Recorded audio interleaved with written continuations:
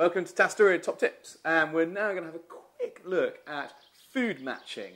Now, wine is the perfect partner with food, but you can get it unbelievably wrong. Take, for example, matching a Cabernet Sauvignon based wine from Bordeaux and fresh tuna. It's never going to happen. The tannins will fight with the oily nature of the tuna, and you will simply end up with a mouthful of very, very, very hideous flavours, even though the two products in themselves are beautiful.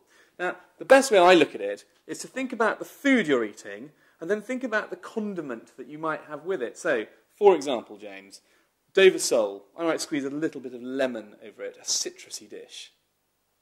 What would I drink with that? Well, I think, well, I have a citrusy wine. What's a citrusy wine? Chablis, possibly. Sauvignon Blanc from the Loire, nice citrus acidity. Perhaps a New World Sauvignon Blanc from New Riesling, Zealand. maybe, you never know. Riesling, fantastic. That limey acidity would go really well with sole. Let's step it up a bit. What about smoked salmon? You've got the smoky elements, so you don't necessarily want something with smoky oak in it, but you still need that clean acidity to refresh the palate after the oiliness of your smoked salmon. So I would go with something with good, complex flavours, but with no oak. Grand Cru Chablis, Sauvignon Blanc from Loire. New World Sauvignon Blanc, definitely. New World Semillon, hasn't been oaked, perhaps with that lovely acidity. Yeah. Massive acidity. Going up, let's go into some red meat. Lamb, what do you have with lamb? Cranberry jelly. Red currant sauce. Red currant sauce, perfect, perfect thing.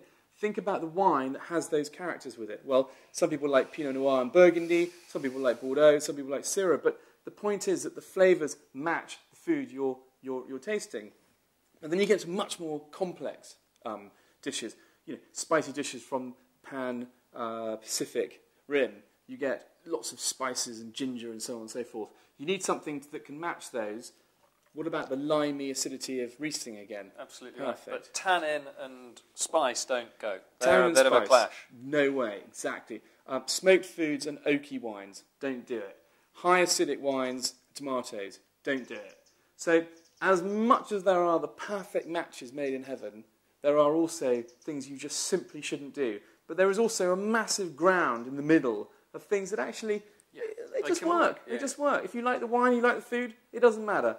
Top tip. Two bits from me. One, match the region of the dish with the wine from that region. Yep. So Tuscan dishes, Tuscan food. Burgundian wine with Boeuf Bourguignon, red Pinot Noir, Boeuf Bourguignon. And secondly, try and match the intensity of the flavour of the wine with the intensity of the flavour of the food. So if you've got a really powerful wine, don't put it with a delicate little langoustine. Just make sure that one isn't overpowering the other. Absolutely. And then the other top tip, don't forget, sweet wines with really savoury foods, Roquefort with Sauterne, for example, or foie gras, awesome. One of the great matches made in heaven. Absolutely right. So remember, don't be shy, experiment, but try and think about what would match the food as a condiment, and then try and think of the wine that would replicate that condiment best. I'm hungry now. I think some lamb, that smells like red currant jelly.